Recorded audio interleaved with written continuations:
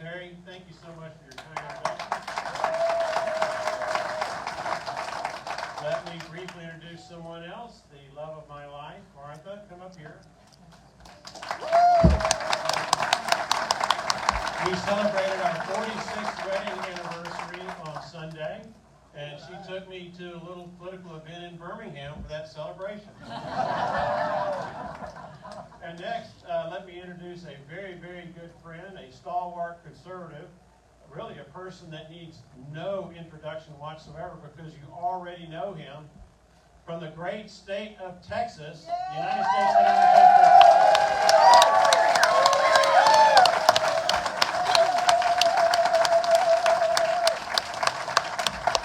God bless the great state of Alabama. I'm thrilled to be here. I'm thrilled to be here with my friend Mo Brooks. Tomorrow, y'all got an election. An election that matters not just for Alabama, it matters for the whole country. And I got to tell you right now, what's happening in Washington, this ain't normal. Listen, we have a president of the United States who turns and shakes hands with the air. By the way, I got a theory about that. That was Harvey. And for those of y'all under 40, when you get home, you can Google it. I got two simple messages for you today, both of which are designed to encourage you, to uplift you, to give you hope and exhortation. Point number one, America is in crisis. Listen, we all know this. What's happening there, even Siri's upset. We got trillions in new spending, trillions in new debt. You look at the combination of Joe Biden and Kamala Harris and Chuck Schumer and Nancy Pelosi. Holy cow. In some ways, it's actually impressive because they've gotten everything wrong. Like just dumb luck. If they just rolled the dice, if they just threw a dart, they'd get something by accident right. You ought to take Biden down to Vegas, just ask him to pick a color and bet the opposite. You win every time. We're seeing inflation galloping, the price of everything going up. Price of food, the price of rent, price of electricity, price of lumber, price of gas.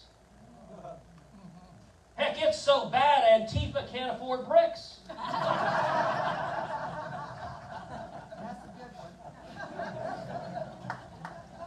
We've got crime skyrocketing across the country, murder rates, carjacking rates going through the roof.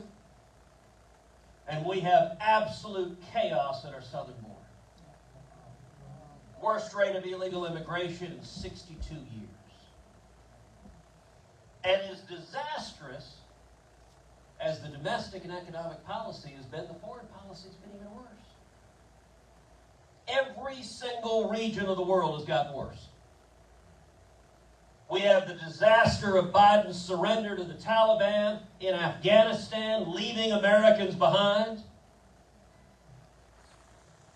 And every enemy of America, they looked to Washington. They took the measure of the man in the Oval Office. And tragically, they concluded that he was weak and feckless and ineffective. Now, some of y'all might be thinking, you know, Ted, you said you were going to encourage us. You really suck at this. But I told you I got two messages. So here's my second.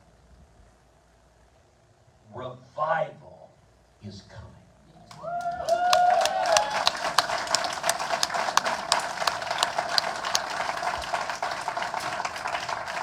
And I believe that with all of my heart. You know, in politics, there's a natural pendulum sense to politics. One party gets in power, they go too far one direction. The American people have a long history of saying, hold on a second, come on back. Other party gets in, they go too far the other way, the American people say, hold on a second, bring that back. If you look at Washington, every time we see some dumbass policy, look, part of me grieves. But part of me quietly celebrates. Because the worse it gets, the more people's eyes are opening up. The more they realize this doesn't make any sense. And you know, in crisis, character is revealed.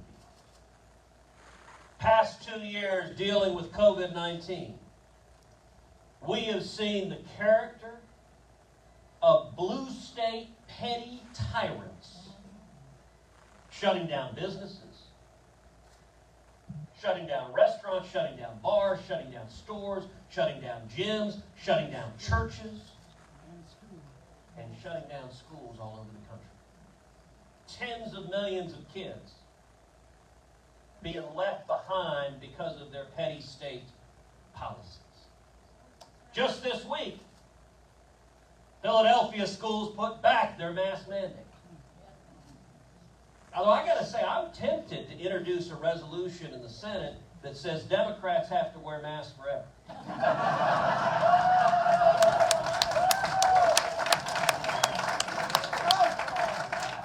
The only problem is their masks, they're not tight enough. We can still hear them.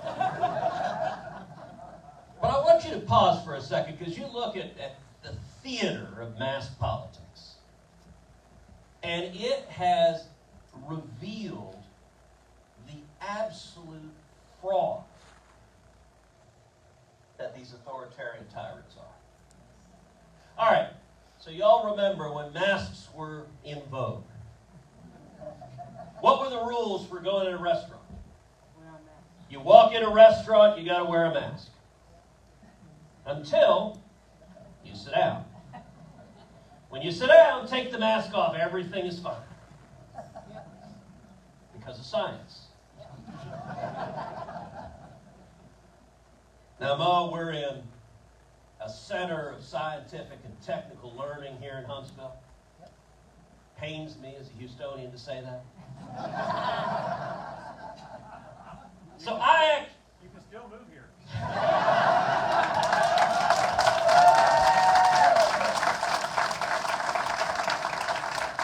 So I have a theory to explain that, which is that COVID interacts with altitude. At 6 foot high, it is deadly. At 3 feet, it is perfectly harmless. By the way, that is why Fauci is safe. He's only 5 feet tall.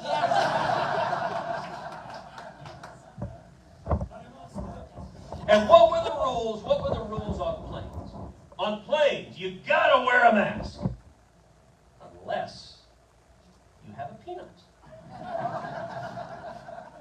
And if you have a peanut, no problem, take the mask off, because peanuts cure COVID. Now, I can see the reporters now, they're writing it down, going, there you go, fake news. He said peanuts cure COVID. No, what I said is this was all garbage, and the people saying it knew it was garbage when they said it.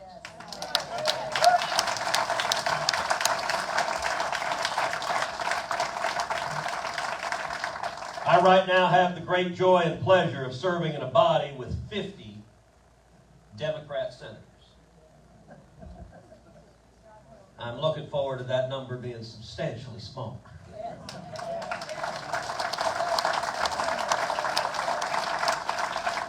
What you got to know is those Democrat senators in the height of COVID, when they got behind closed doors, they'd take their masks off. They'd put their arms around each other. They'd be laughing and yucking it up. And then they'd step out. And oh my goodness, they'd see a TV camera. And immediately they'd put their mask on. And again, I got a theory. Which is COVID interacts with TV lenses. It's a very subtle molecular thing. And let me say to the cameramen here, you guys are heroically brave for carrying those death machines around with you. what is happening all across this country is people realize this doesn't make any sense. And I got to tell you, in November, we're not just going to see a red wave. We're going to see a tsunami.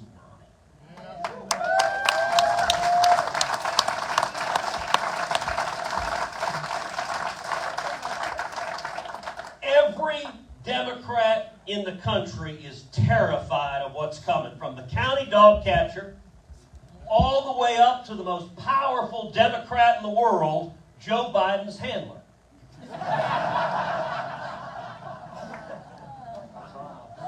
Somebody's got to handle the teleprompter, right? Whoever it is that's typing it in, I mean, he'd say anything. So we're here less than 24 hours from election day.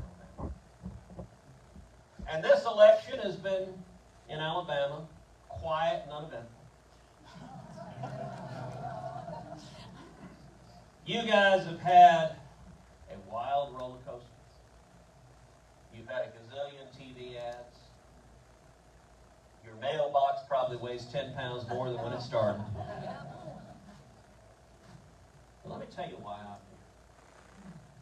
I'm here supporting my friend, Mo Brooks, for United States.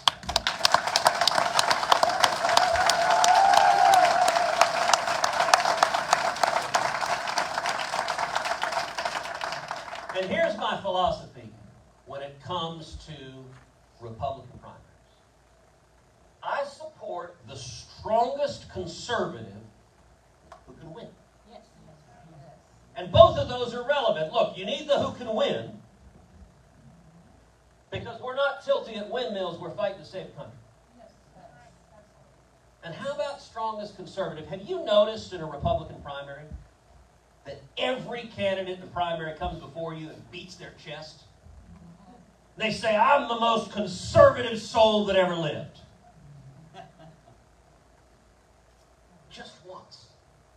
I'd love to see a Republican primary candidate stand up and say, you know, I'm a moderate establishment squish. I stand for nothing whatsoever. I mean, that would at least be refreshingly candid and honest if they said that. But they don't say that. And when it comes to Donald Trump, every Republican candidate on earth professes their allegiance to President Trump. I love Donald Trump. No, I love Donald Trump even more. No, I have Donald Trump tattooed on my rear end. And after a while, talk's cheap. Years ago, I had the privilege of working for John Ashcroft when he was Attorney General. He used to say, if I'm ever accused of being a Christian, I'd like for there to be enough evidence to convict me. I think that's powerfully true. But it's equally true of being a conservative. That if you're really a conservative, you shouldn't have to tell people. You shouldn't need millions of dollars of TV ads. Because you will have been in the fight. You will have been in the trenches. You will bear the stripes. You will bear the scars. I got to tell you, if I decided I wanted to get up tomorrow and campaign as a moderate, I'd be laughed out of the room. And so would Mo.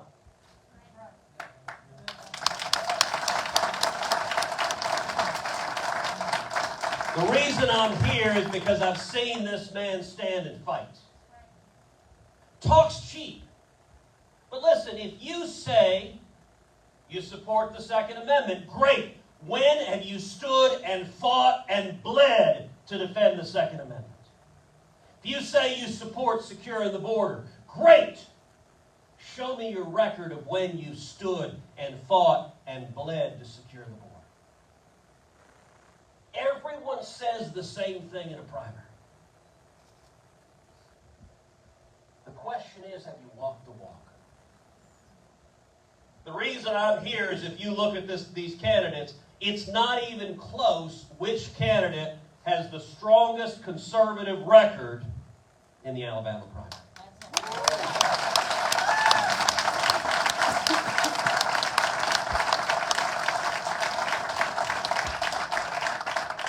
And listen, the Senate's a small place. There distressingly few principled conservatives in the Senate. People who are willing to rock the boat. People who are willing to stand up to the Washington lobbyists, to stand up to the swamp. And I got to tell you, we need to take control of Congress. But once we have majorities, the job isn't done. Then we got to do something with it. And the reason I am here today is it matters if Alabama sends a principled conservative who knows what he believes, who has a record of fighting for those principles, and who's not afraid of the fight. It matters enormously. You know, in January, I look forward to walking down the hallway in the United States Capitol alongside Bo.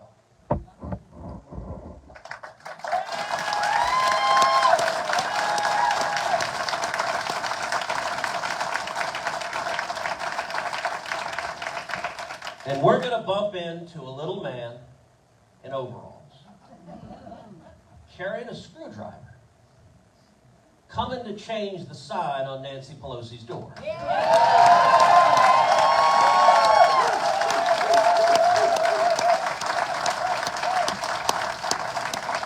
And Nancy is going to get on her broom. All right, that's not right. That's not right. Nancy is going to get on her private jet, the USS Broom. She's going to fly back to California. Yes. And then she's going to retire to Florida. Yes. And Chuck Schumer is going to get on the Amtrak and head back to Manhattan. Yes. And then we're going to tell Joe Biden it's 2025, and he'll just wander back to Delaware.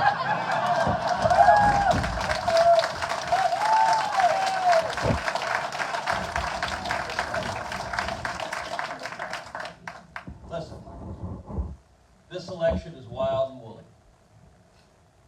Latest polling shows it's close. Just a few weeks ago, our friends in the media described Mo Brooks as dead. And you know, the media is always fair and accurate and reliable. And you know there's nothing CNN wants more than to see a strong conservative representing Alabama in the Senate. But as Mark Twain famously said, rumors of my death were greatly exaggerated. And the people of Alabama are looking at this race. And they're asking a very simple question. Which candidate has the record? Which candidate has walked the walk? Which candidate is going to have the guts to stand up and fight in January? Tomorrow on Election Day, I want to ask every one of you to come out and vote for Mo Brooks 10 times. Now look, we're not Democrats. All right, I saw the reporters. They pulled out their notepad. Oh, look at it. He's urging multiple felonies in front of the crowd. They can't take a joke. But let me tell you how you can do that.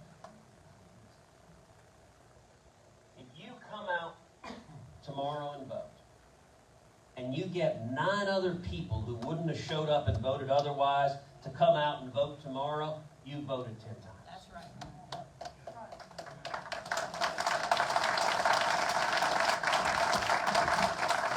And so I want to make a very simple request of everyone here. Everyone here has a cell phone. Gentleman in front, his cell phone was talking to us just a minute ago. We all have a cell phone. I want to ask you, when this is said and done, pull out your phone, pull up your contact list, and send 10 texts. 10 texts. Text your son. Text your next door neighbor. Text your coworker. Text your sister. Say, listen, this race really matters. Listen, we're confident Alabama's going to send a Republican to the Senate.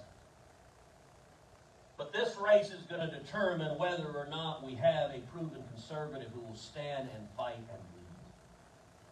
And if you look at the insanity that is going on in Washington, we need warriors.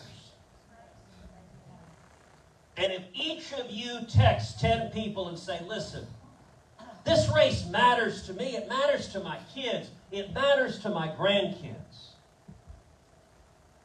And if you say, you know what, I know Mo. I've looked him in the eyes, and I'm telling you, this race matters. The men and women gathered here and the 10 people each of you bring out tomorrow is the difference between winning and losing.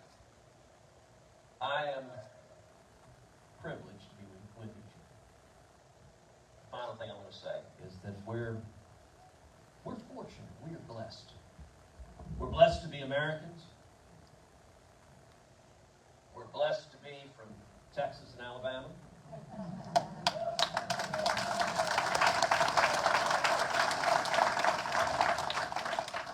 But we're also blessed to have a chance to fight at a time where the stakes matter. We're not fighting over little stuff. We're not fighting over minor piddling details. The radicals who have taken over this government are trying to destroy this nation. We are literally fighting over whether American free enterprise will succeed or socialism will tear this country down. We are fighting over whether our families will be safe and secure or the radicals will defund and abolish the police and keep our borders wide open. We are fighting over whether our constitutional rights, free speech, religious liberty, the Second Amendment, whether they will be preserved or whether they will be torn down. And with no hyperbole at all, we are fighting over whether the greatest nation in the history of the world will endure. What a privilege. What a privilege that every one of us is going to be able to tell our kids, to tell our grandkids that we stood and fought at a time that made a difference. That's what this race is about.